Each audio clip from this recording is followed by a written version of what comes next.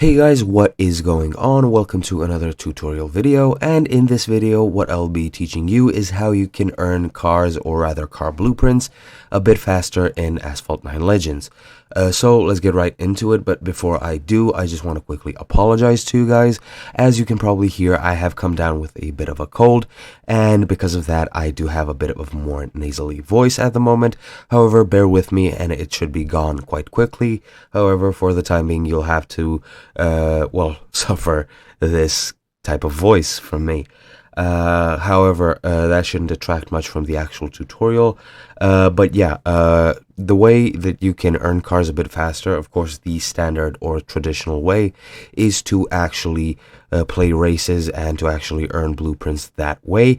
However, there is a faster way, and that is to use the packs you get to earn several blueprints. Now, if I remember correctly, epic cars require around 3 to 5 blueprints. Race cars require about 10. Legendaries, I think, require a bit more. However, don't quote me on that. But yeah, the way you do get these packs is through the store. There should be one pack that you automatically get for free every 4 hours, I think. However, you can of course use your in-game currency, which you do have to buy, to actually buy these packs. And once you buy these packs and you open them, you will get a lot of or several different car blueprints. Depending on the pack, it is a bit randomly generated, so you will have to be patient.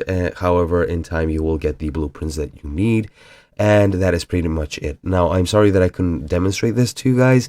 My shop is a bit limited since I just started playing. However, that is the basics of unlocking cars through buying packs. And yeah, that is pretty much it. I hope you enjoyed, and I hope you learned something new, and I'll see you guys in another tutorial.